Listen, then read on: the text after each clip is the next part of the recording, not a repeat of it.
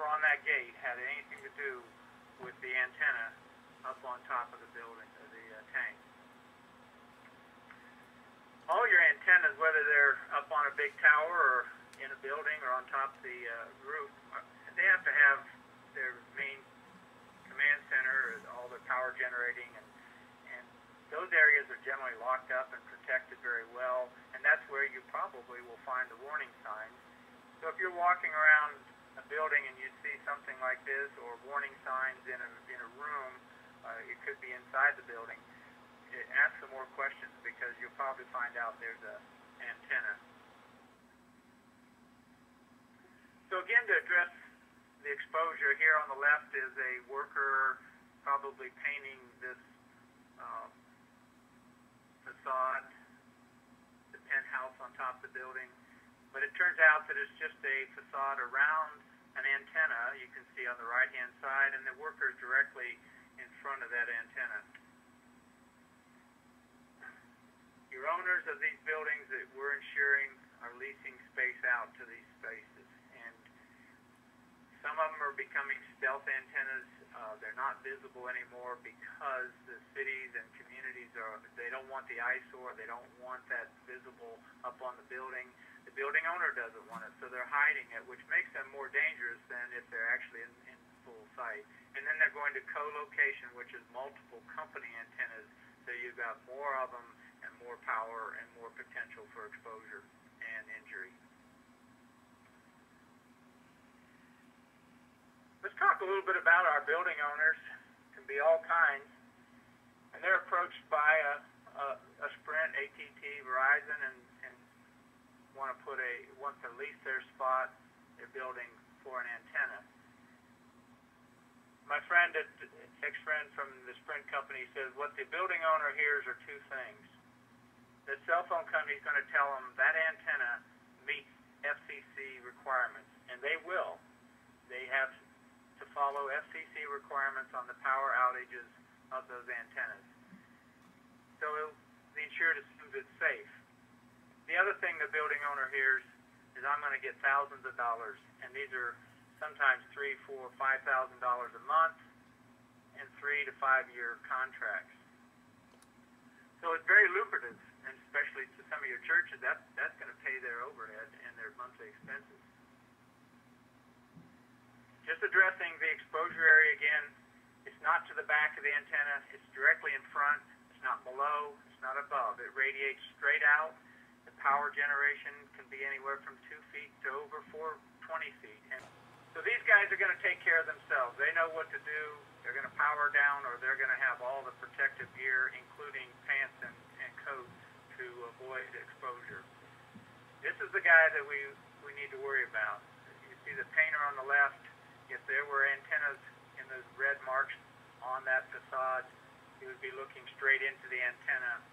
I'm told that all you got to do is get below that antenna, because the exposure area is not below it or above it or to the side. It's directly in front, and an extension pole may protect this employee.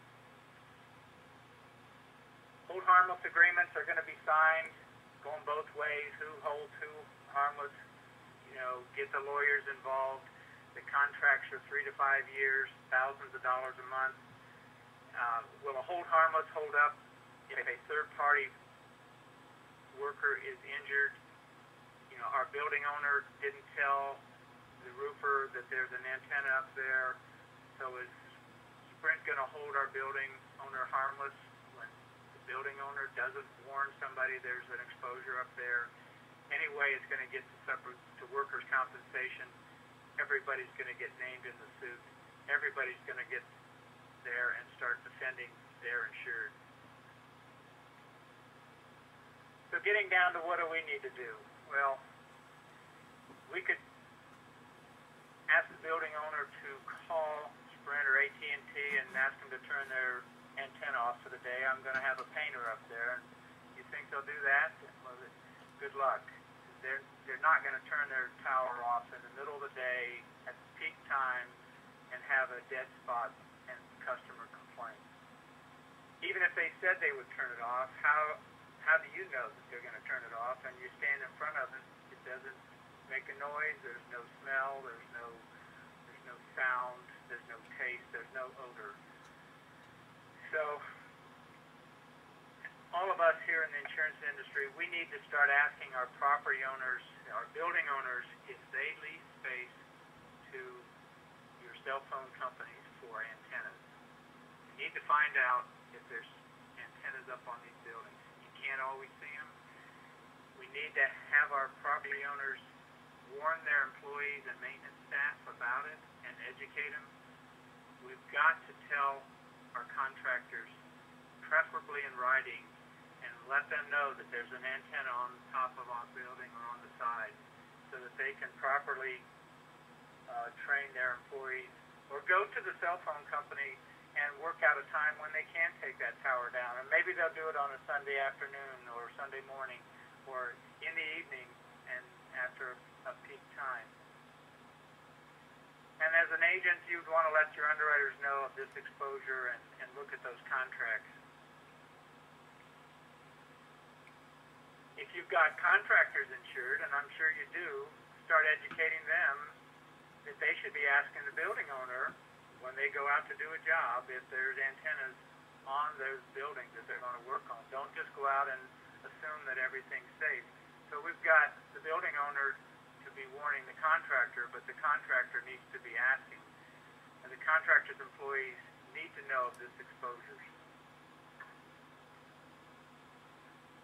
So let's just kind of wrap up real quickly. We've got more and more antennas and more power. There's a legal precedent that's already been set in Alaska.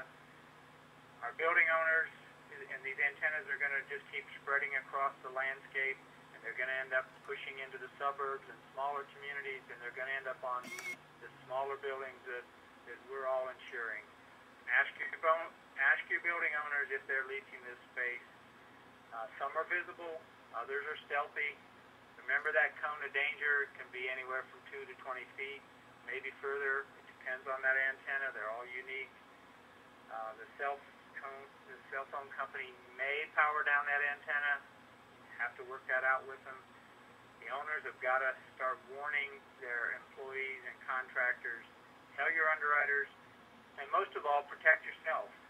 If you're going out and you're going up on a roof, ask those questions. Be aware that there may be antennas on those buildings.